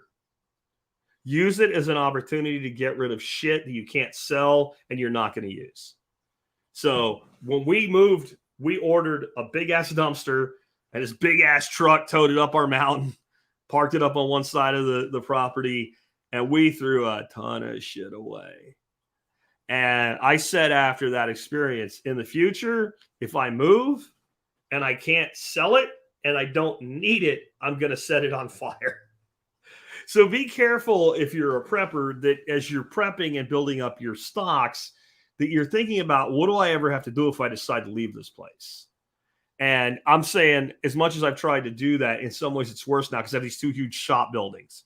So there's nothing that you want that you don't have a place for. And that can be really tiring. And we have actually cleaned house recently. We have a dumpster sitting out in the front right now, and we're getting rid of a lot of bulky shit that's hard to get rid of. But we're getting rid of some stuff that we're like, finally, like, hey, nobody wants this. We're probably not going to use it. We've had it this long, get rid of it. So get rid of what you don't need. But in the end, it's like any other move. Moving sucks. I have an idea that I think everybody should do once in their life. And it's called the Find Out Who Your Friends Are challenge, right? Because your friends are the people that will show up when you have to move. Now, I'll never be able to do this now because I've given it away. And the people that will show up will be the people that listen. But this is the Find Out Who Your Friends Are moving challenge. You send out an email to all your friends that are in the area that you think you can count on. And the email goes something like this. For whatever insert made up fake reason here, we've lost our house. We have until next weekend. So this gives people plenty of time. There's no excuses, right? We have until next weekend to move. We have a big moving party planned Friday and Saturday next week. We'll take any help we can get. If you can be here Friday afternoon after work, or Saturday morning, or whatever it is, whatever you do, let us know. RSVP. We'll do what we can to make sure that there's some pizza and beer for everybody, All right. And you show up to help move. There's no moving trucks. There's no move happening. You have literally you have like a valet for parking. You have a rock band hired. You have some of the best food you can get your hands on, and you throw a big fucking party. And when people show up, you're like, yeah, we're not moving. It's just a party. And you give your friends that show up to help you move like the party of a lifetime. Like you have a person on standby to give people rides home if they drink too much. You have places for people to sleep it off, right? You do it up. You got a band playing. You got like top-notch 5-course meal, 7-course meal, something like that. And you just say, I just did this for my true friends. Thank you for coming to help me in my time of need. Because the guy that will come help you move is a friend, because no one wants to move. It sucks that bad. So give me a chance to tell you that story, right? Next, I got an email from a gentleman named Mark. Some of you know this Mark. He comes to a lot of our workshops here, though he hasn't been in the last one or two, I think. He's in the construction industry. He sent me in like an internal communication construction backlogs, which means projects that are behind are the lowest they've been since August last year. So and it continues to decline. That means there's less work in queue, and about 9,000 people in the construction industry, while unemployment has continued to go down, about 9,000 construction workers in the last quarter lost their job. Year over year, it's still a net positive, but it's not commensurate with other sectors. Construction is the canary in the coal mine. Understand this about the economy. Construction starts taking off before the economy booms, and it starts waning before the economy declines. So I'm not going to say a lot about this other than it's just another indicator that this white-hot inflation-driven economy is grinding down. So you got college campuses closing, you got construction going into a declining overall path. Think about that as we go forward. That's all I'm going to say about that. Another person emailed me and they wanted to know if we could automate water, which animals can we raise without feeding them, letting them live on pasture alone? I'm going to start off with, I don't think in general, most animals other than pure pasture grazing ruminants you should even try to do this with. So things that spring to mind for me: cows, sheep. They're supposed to eat grass. If you have sufficient pasture and you have a management program that makes sure that they're rotated as necessary, they really don't need anything else. He asked about geese, chickens, and ducks. Ducks are iffy. Maybe, possibly, probably not the best. Chickens are going to need some supplemental feed in general. Geese can make a living on grass. You can raise goslings from hatched egg to finished bird in 11 weeks, 100% on grass. They are the closest thing to a cow in the way that they perform that has feathers in the world. Muscovy ducks are like, there it is right there. Yud must have been reading my mind. Got it right when I said it. Muscovy ducks are kind of like, I call them goose ducks, right? And not the way I call the current baby ducks living with chicken ducks. I call them goose ducks because they're kind of like half goose, half duck. There's a lot of things about them that are more goose-like than duck-like, including the hissing, right? The hissing, right? They really can make a living on grass too. My view is when you're keeping an animal, if you have supplemental feed available, it's there if they need it, and then they're never going to go hungry, and they stay a lot easier to manage. So he also asked about rabbits. So if you can create some sort of rabbit tractor that gets moved sufficiently, then they could probably live mostly off grass. But rabbit pellets are so cheap, it probably makes sense to keep a hopper full of them at all times anyway. Because if you don't get a move done when you should, then they're starting to rely on the not so good forbs and grasses, or maybe stuff that's been overgrazed or something like that. So it just seems to make a lot of sense to me to keep some sort of supplemental feed around. But those would be the ones that I would say would do well. And you can definitely raise cattle and sheep and other ruminants 100% on pasture. What I would never try to raise 100% on pasture is a pig. I just wouldn't. I think pasturing pork is one of the greatest ways to manage pork in the world, but pigs are an omnivore and they tend to have dietary requirements beyond just pasture.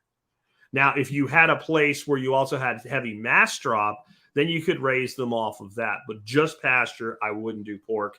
I wouldn't try to do chickens just on pasture, and I wouldn't try to do ducks just on pasture.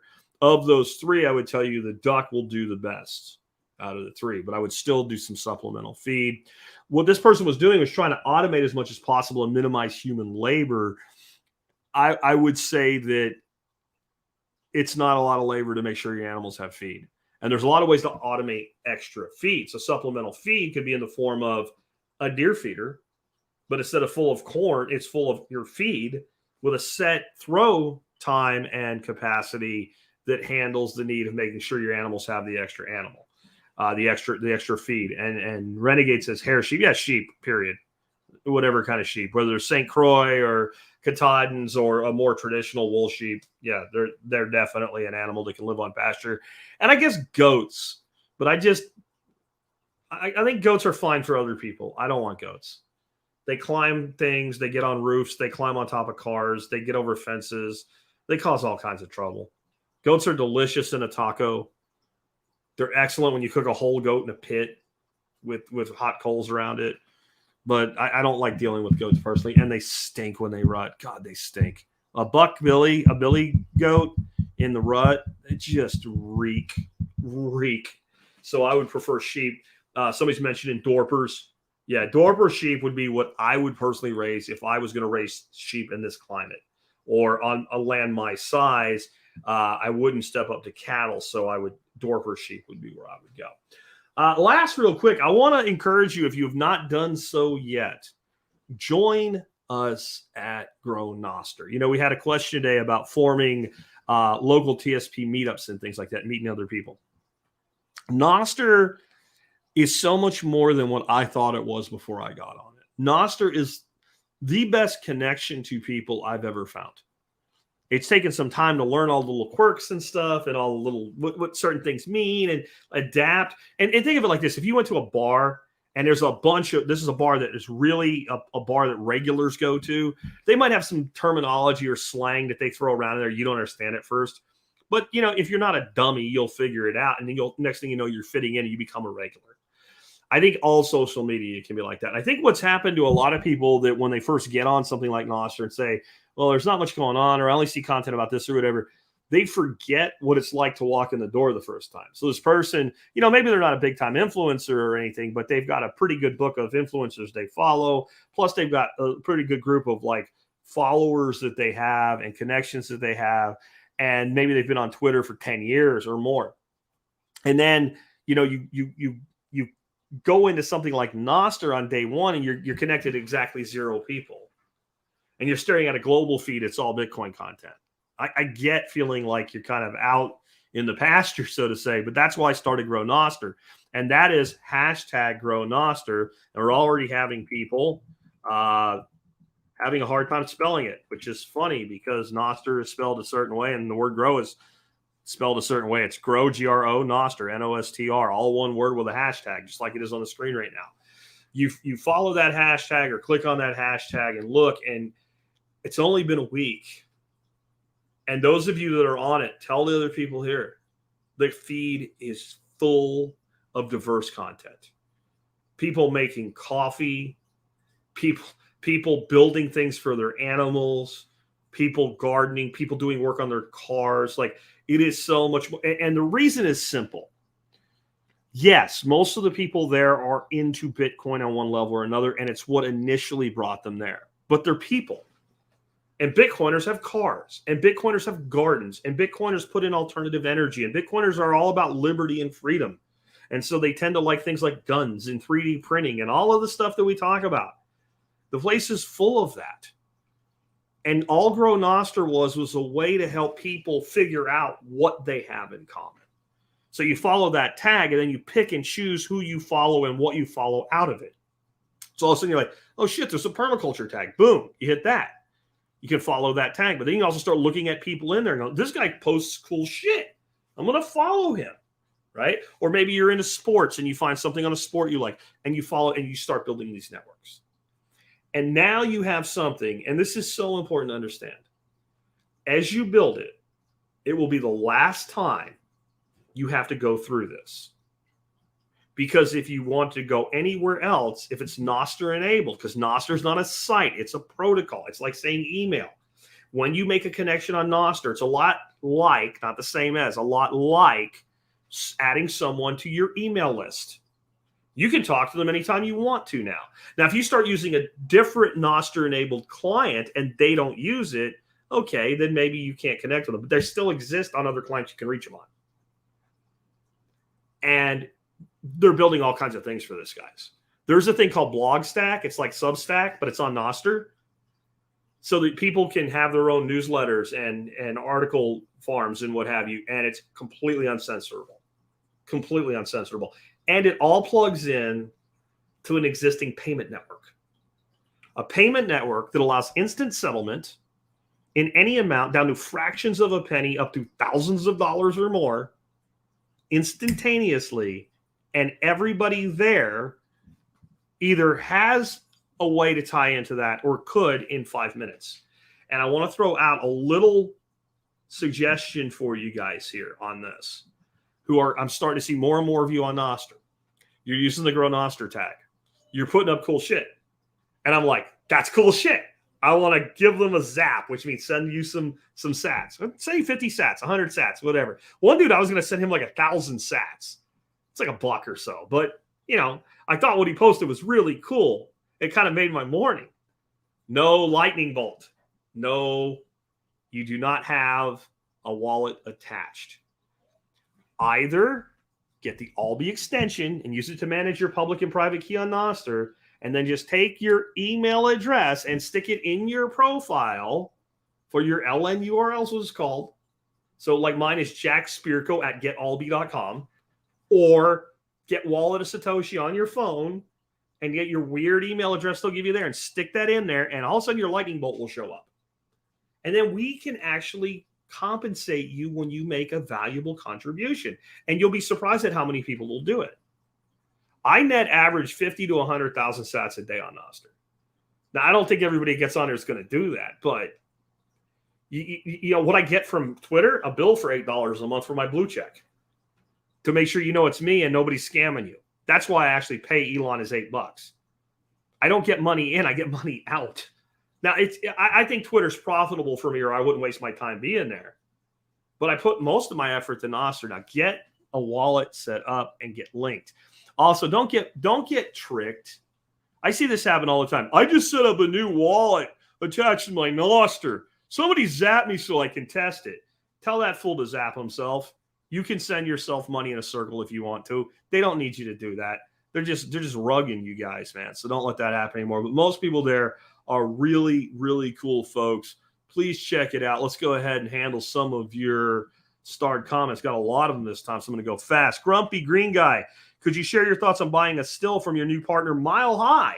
I get paranoid about the paper trail, even though it would only be for water and essential oils.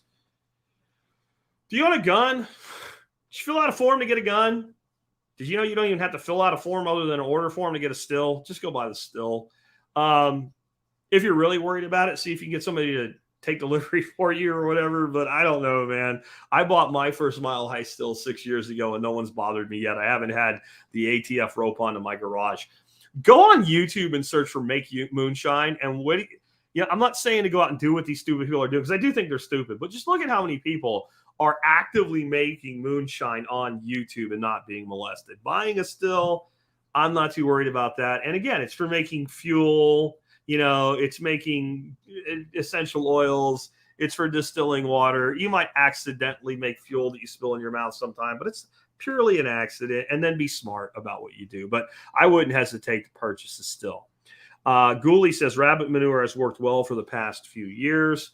I don't know why I started that. It wasn't in all caps, and it's not a question, but I agree. Rabbit manure is awesome. Jacob says, I get $5 and some change deposited from my check to Cash App. I buy sats and send it to the Exodus wallet. Okay, good for you. You might want to up that allocation just a little bit. Ghoulie sends me a $10 super chat, says, buy some Bitcoin. Ha ha. I appreciate your insight, Jack. Yeah, I like you, dude. I've seen you around a long time. I don't mean to be too hardy. I'm just so tired of the crap with what if the power goes out? What if the internet goes out? Like I said, most of you that ask me that are dead. You're dead if it happens. Gma Merkel says, I don't trust Bitcoin any more than any other currency. I think land is the answer. I'm going to bet, other than where you live, you own no land. I don't mean to be a dick. But everybody that says this, everybody that says anything like this, it's always the same shit. I believe in gold. How much gold do you have? Look, you don't trust. See, the whole point of Bitcoin is you don't trust Bitcoin. There's no trust. Bitcoin is trustless because it's math and energy and a fixed set of rules. The whole point of Bitcoin is that you need not trust it. But if you want to have fun staying poor, you're welcome to do so. And I feel that way about all of it at this point. Anyway, the mead maker says, Jack, currently 8 days into carnivore. Any tips? Keep doing it for at least another 22 days. Do it for at least 30 days. And then you can decide if you want to reintroduce things like vegetables and stuff like that. But if you will do pure carnivore for 30 days, it will radically change your life. And if you do it for 15, it won't. And I would say that even better is 60. There's something that happens to your body if you stick to it. And my other thing would be, I don't mean water, I mean booze. Don't drink. Even if you're going to go into drinking in moderation again in the future, while you're in a protocol to lose weight and fix your health, your body has enough shit going on. It doesn't need any additional toxins. Alcohol is a wonderful creation of science. It's also a poison. Okay? When you drink alcohol, you're consuming a poison.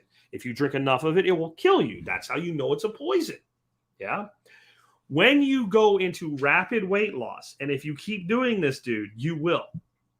Even if you don't have a lot of weight to lose, you're going to lose weight in places you didn't know you had it. Fat that's infiltrated your organs, fat that's inside your, maybe your stomach's not really pooched out or anything, but you have interstomach fat, fat that's in your like fat that you have no idea is there. Your body will begin to get rid of that shit. You store toxins that you consume and inhale in your fat cells. When you go into rapid weight loss, you will have things like rashes. You will have things like little zits that are more like little mini boils and shit. You will have, again, rashes. Maybe you'll get keto flu, whatever. This is all these toxins being released into your body. I got gout for F's sake, right? Freaking, I'm in my 40s and I got gout. What the hell's gout doing in a 40? Well, it's because uric acid being dumped. So to me, when you're going through this adjustment, then I really recommend that you just water or sparkling water for your liquid and just leave it at that. And then, like I said, 60 days in, 30 days in, if you only want to go that far, you can start having, maybe a drink or two on Friday and be responsible with your drinking again, but just kill it for the time. I would also say, unless you are already heavily engaged in physical training of some kind, just don't for about 3 weeks of it. Because, again, you're into this dietary adaptation. So go ahead and get through the first part of it and then start adding exercise and training to your routine. That's my tips on that. Next up, Rachel says, if there's a problem with your ButcherBox discount, is there someone particular to contact, or does that need to be you? If you have a problem with your ButcherBox discount, let me know about it, and I will get it taken care of for you. You can and probably should go through customer service. And customer service people in any company, including ButcherBox, get turned over quite a bit. The standard answer that they would give somebody about a discount code is, we don't do recurring discount codes. But they do recurring discount codes for the Survival Podcast audience, and I have that agreement firm, and whenever it happens, I can get it fixed. But usually customer service should be able to fix it.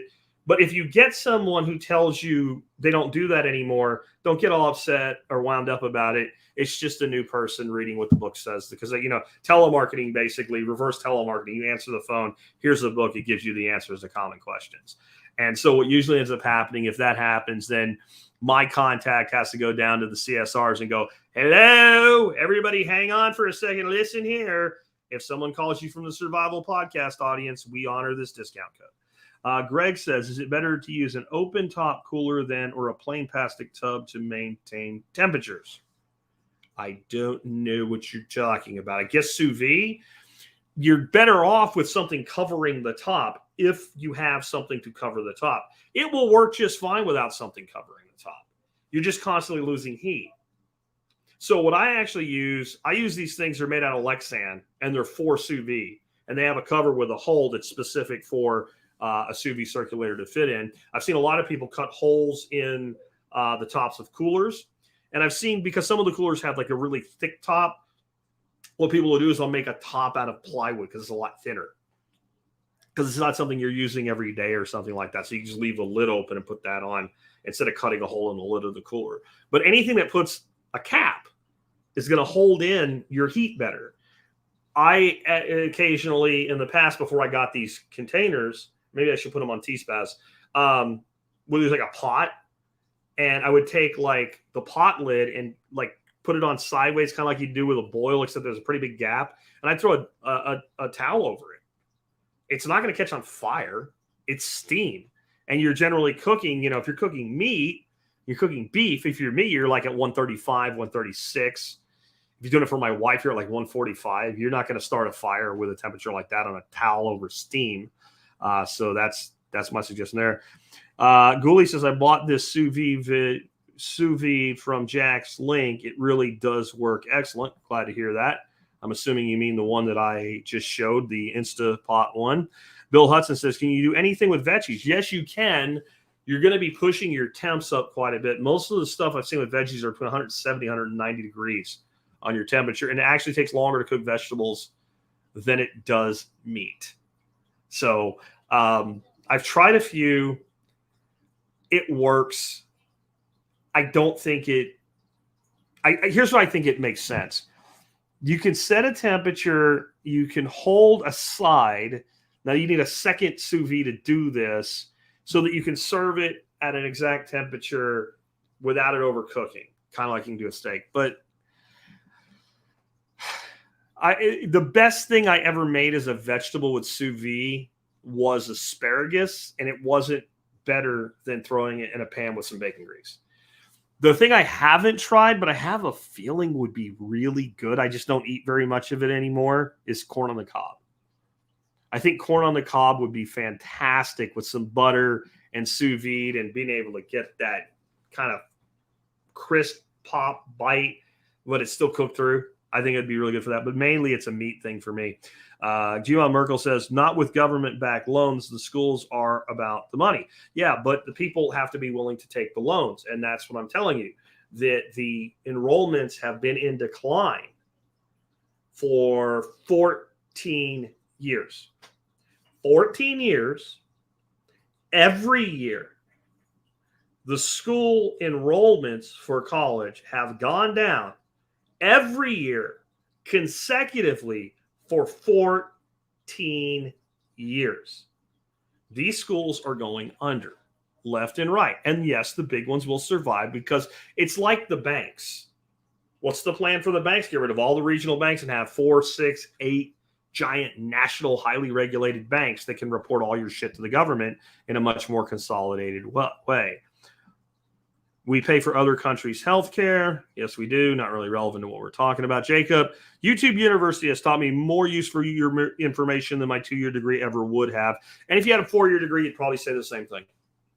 I do believe, honestly, and I always try to say this when I beat up on college, there are degree paths that make sense. If you want to be an aeronautical engineer, you probably need to, and it's a perfect career path for a university path.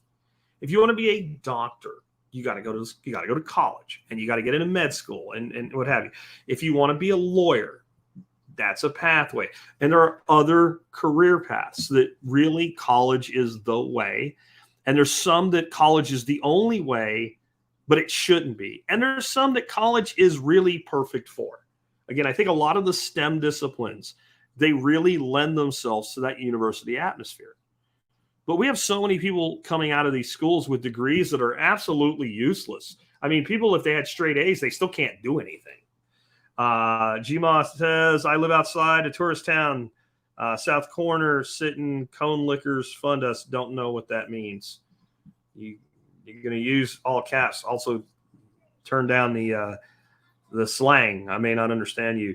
There's an Amish guy up the road that's trying to sell bottled worm tea from Gooley. Buy some. He probably makes good. That'd be another option too with inoculation of your biochar. Worm tea would be excellent for that. Gooley says, not sure if it lasts at room temperature. Maybe a good business idea. I don't know how long your worm tea is going to stay really active at room temperature. I would say anything that's in liquid form by its very nature is going to very rapidly have any oxygen in it used up. So your anaerobes are going to be very stable. Your aerobics, which are your more beneficial bacteria and fungi, less so. So if I was going to do worm tea, I would be aerating it and getting it out and used as quickly as possible, just like compost tea. Danny Scott Payton says, for a new investor starting out, how much would you allocate to stock market, bonds, crypto, Bitcoin, gold, silver, et cetera? Jack's not a financial advisor. Yeah, I really don't know. So I don't know you, your goals, your timeline, how much money you have, et cetera.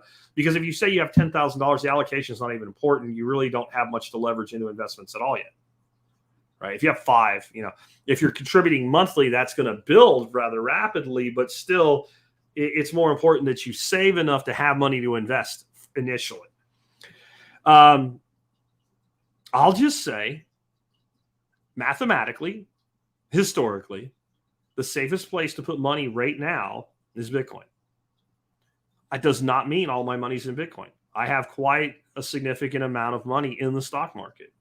I also have a professional investment manager who stays on top of that for me. I also have a very significant portion of my wealth in Bitcoin. I also beat up on people with the whole, I believe in land. I believe in land too. I have real estate holdings. So I try to stay diversified and I try to look for but I think the more important thing is when is the buying opportunity? And you need to figure that out for yourself. I can't give you hard numbers and things like that, but I would say some allocation to all of those things. And it's something you need to decide with your family. And if you have one, an investment advisor, if you have a good one, good luck finding one, because they're not that easy to find, but there are some good ones. I'll just say that. Gooley says, my great grandma used to make roast goose on Christmas with cherry sauce. Best ever. Don't really know what that has to do with the conversation today, but I would eat some goose with some cherry sauce on it. Jeffrey says, thoughts on mentioning Grow Nostr notes on your streams, like how you mentioned boosts on Fountain to encourage people to onboard. Oh, I see what you're saying. So like give call outs to people who send me nice amounts of sats on Nostr. That's probably not a bad idea. At least to get people more familiar with what's going on. Anyway, with that, I think we're about ready to wrap up. We got another Bitcoin. Houghton says, has not Bitcoin had huge losses over time? Absolutely not. Bitcoin's been volatile over time, but all it's had over time since inception is continuous gains. It doesn't mean you couldn't buy the top of the market and end up way down here for a time. That's volatility. That's not losses. A loss is only a loss when you take the loss by selling the product. I've never lost any money on Bitcoin. Just going to say that. It is a long-term hold, dollar cost average across time. Want to learn says, thoughts on starting a home services business headed into a recession. I'm an IT person for my day job, but feel like tech is saturated, highly competitive. Yeah, there's still tons of people that need help. And when people say they don't want to go into a market because it's saturated, I ask them, so what you're saying is it's a really big market with a lot of customers and you're afraid of the competition and having to take some of that away from them? So what can you do to stand apart from your competitors? I think everybody should be building a income of some level for themselves, one way or another. I will say, though, that a lot of times people tend to go hard on into what they already know. And sometimes that's good and sometimes it's not. The problem is it can typecast you and prevent you from seeing other opportunities. And what I mean by that is when you when you're like, well, I'm an IT person, so if I'm going to do a service business, I'm going to do IT services. Okay, but why? Do you love what you do? Okay, then you probably should do that. Or are you going to typecast yourself into IT services or tech services being Bill can't connect to his email and needs your help, or his computer won't reboot? Or do you take that skill and do something with it that is not directly marketed as a technical thing, like homestead automation? Because if you're good with technical services, with a little bit of YouTube University, you could probably be programming Adrenos and setting up irrigation systems and chicken coop doors and all kinds of shit. And what I would do is I would create a package, homestead automation level 1, level 2, level 3, of the most common things that are automatable on a homestead. And I would put a package price on them, because people like to know, like, oh, I can't afford this. Oh, I can't afford this. And you don't want to talk to the person that can't afford it, if they actually can't afford it. Because here's a sales lesson. There's 2 things you can't sell to. Only 2 things that you cannot overcome as a salesperson. One is willful ignorance. Willful ignorance cannot be overcome. The person that does not want to understand, they've already made up their mind and they've chosen to remain ignorant to what you're selling. You cannot overcome that. Yeah. The other one, poverty. If the person cannot afford you, you don't even want to talk to them, because you don't have time. Not if you're actively building a business. That doesn't mean they're not valuable as a human being. They're just not your customer. So you price your packages and you say these are standard pricing. Custom options may apply, something like that, because you have to run an extra 80 feet of wire because this guy's thing is further out or whatever. He's like me and you can't bury a cable, or no idea. But this would be an average install cost, right? And it gives people an idea what you can do. And then you have custom. Don't see it here. Don't worry. If it's automatable, we can automate it. Now, does that mean the person that just asked me this question should go do that business? It does not. Maybe you should, maybe you shouldn't. What I'm saying is take the skill, and instead of worrying about helping other people with the skill, doing things for other people with the skill, because it's a total differentiator. There's so many people who don't even know. You mean I could, and I would do it as home and homestead automation. There's people, I know you can buy a Ring doorbell and any doorknob can set it up, but a lot of people don't even aspire to be a doorknob. And then you got a lot of people like me. There's a lot of shit I could do. And all I do is go, how long is that going to take me? 3 hours. How much money do I make in 3 hours? Oh, okay. If I take the time away from doing the thing that makes me money, how much am in the hole I am? Or, yeah, I could take the 3 hours that I'm going to spend outside in my garden today. What's that worth to me? Not produce-wise, but like, what is that quality time worth to me? I want to do that. I don't want to do this thing. I'll pay somebody to do it. Not because I can't, because I don't want to. Or because financially, I'm better off spending my day doing a podcast, keeping my business running a sale, making the money that way, than taking all that time off to say, saving $100. Because if it's an install, I have to pay for the material anyway. So let's say the install is $100. Say the install was $200. I can take a day off and save $200, or I can work a day and make $500. I'm working for the $500 and paying a guy $200. There's a lot of people like that out there. So if you have a skill set, one of the ways to diversify without leaving the skill set behind is, what does the skill set enable? Like, I know there's people out there that you're really good with tools, like wood shop tools and stuff like that. There's probably a business in setting people up with their own tool systems and all, because people they don't know how to use it, right? Shop introduction, shop setup. There's probably a business in that. I don't know if it's enough as a business standalone, but it's probably a revenue unit within a business. It's probably something you do 2 or 3 times a month, but it's extra money and it gets you in the door with people and it gets you connections. And one last thing on this business building stuff, and we got to wrap up. Another rule of sales: the only reason that you cold call is to get into somebody else's warm market. Cold calling in sales has such a low hit rate. If all the sales you get from cold calling are only the ones you get from people you contacted, if you're not getting referrals, you will not make it in sales. You will not make it. That's why it's so important if you're selling for somebody else that you're selling for somebody that's good, that's going to leave a good impression. But when you go to the cold market, it's awful. It's being told to fuck off 10 times for every one time somebody just hangs up on you, right? Like, I don't got time for this, and they hang the phone up, right? Or slams the door in your face or whatever it is. That's cold calling. Like, the majority of people literally tell you to fuck off or something very similar. You got to get a thick skin. But if your hit rate is, let's say, 10% of people, you get a lead, and of those, half of them you sell, that's for every 100 people you talk to, you get 5 sales. But every one of those 5 sales is not going to give you referrals, but enough should that you leverage those 5 into 10. You leverage those 5 into 10. You establish relationships with those people.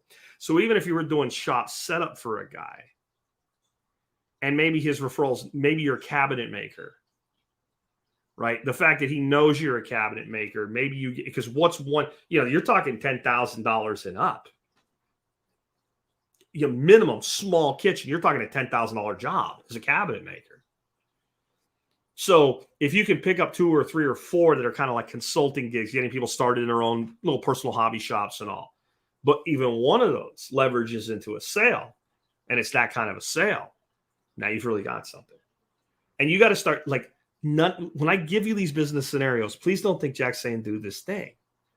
I want that to open your mind and make you start getting really critically thoughtful about what you could do with what you know and what you have.